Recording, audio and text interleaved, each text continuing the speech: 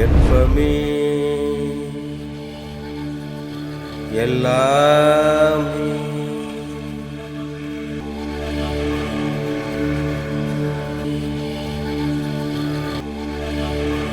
அன்பானவர்களே வணக்கம். கடவுளின் பார்வையில் பாவ மன்னிப்பு. கடவுள் எல்லாவற்றையும் பார்த்து கொண்டிருக்கிறது. மனிதர்களாகிய நாம் வாழும் ஒவ்வொரு அசைவையும் கூடத்தான் கடவுள் எல்லாவற்றையும் பார்த்து கொண்டிருக்கிறது. எனவே கடவுளின் பார்வையில் பாவ மன்னிப்பிற்கு இடம் உண்டா? பாவ காரியம், புண்ணிய காரியம். பாவ காரியம் என்பது கெட்டது, புண்ணிய காரியம் என்பது நல்லது. ஆக நல்லது கெட்டது. கடவுள் கெட்டதை சரிப்படுத்தி தருமா?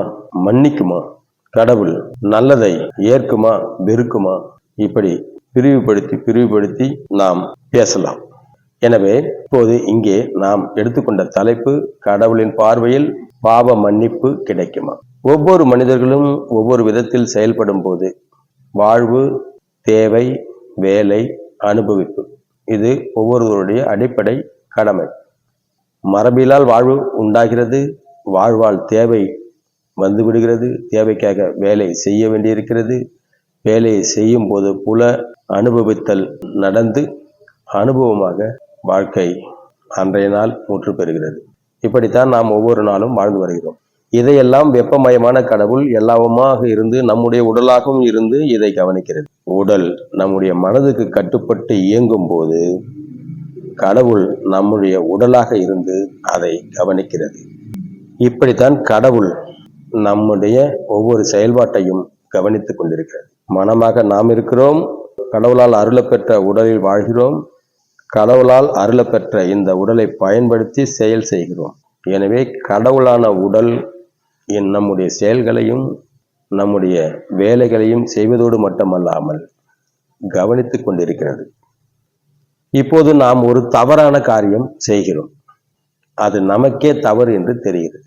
பல தவறுகள் நமக்கு தெரியாமலே நடந்து விடுகின்றன. அது அடுத்தவர்களின் பார்வையில் அது தவறாக தெரிவது. ஆக தவறு என்பது, தவறான செயல் என்பது நம்முடைய செயல்பாடுகளில் நிச்சயமாக வரும். சில விஷயங்கள் நாமவே அதை செய்ய முனைவோம், பல விஷயங்கள் நமக்கு தெரியாமல் அது நடந்தேறும். இங்கே மன்னிக்க முடியாத ஒரு பாவ செயல் எது என்பதால் அதை தெரிந்து செய்வது, இது தவறு என்று தெரிந்து அதை செய்ய முனைவது, இது மன்னிக்க முடியாத ஒரு செய்கையாக மாறுகிறது.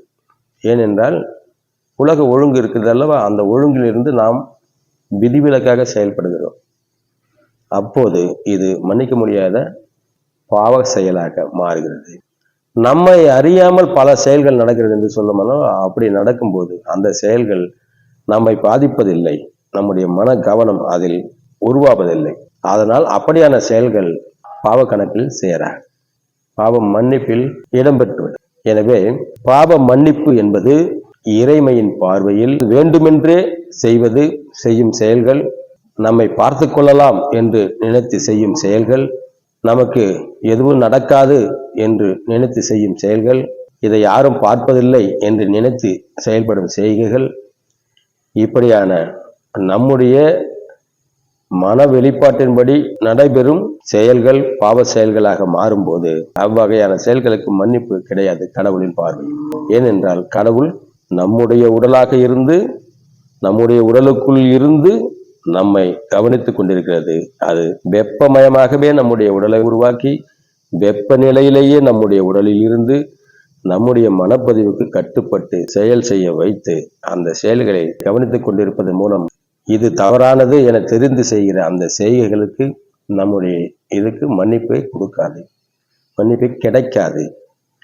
ஆக கடவுளின் பார்வையில் தவறான செயல்கள் நாமளே விரும்பி செய்யும் போது அவ்வகையான செயல்களுக்கு பாவ கணக்கில் சேர்க்கப்பட்டு அது மன்னிக்க முடியாத குற்றமாக கருதப்பட்டு பதியப்படுகிறது என்பதை நாம் புரிந்து கொண்டால் நாம் விரும்பி எந்த தவறுகளையும் செய்ய வாய்ப்பே இருக்காது. ஏனென்றால் கடவுள் என்பது நமக்கு எந்த விதத்தில் தண்டனை கொடுக்க முடியாது என்பது நாம் பலரும் நினைத்து கொண்டிருக்கிறோம்.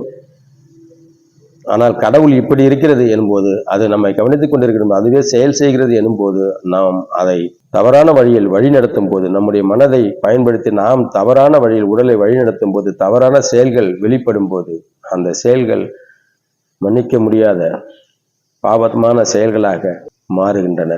எனவே நியாயமான காரியங்களை தவிர மற்ற விதமான காரியங்களை, பாவ செயல்களில், குற்ற செயல்களில் ஈடுபடாமல் நம்முடைய வாழ்க்கையை வழிநடத்தி பொது ஒழுங்குக்கு பங்கம் விளைவிக்காமல் அதன் வழியில் நாம் நடக்க முயன்றோமானால் அது எல்லாம் புண்ணிய செயல்களாகவே மாறி நமக்கும் நம் சந்ததிகளுக்கும் நல்ல விதமான வாழ்க்கை முறை அமையும்.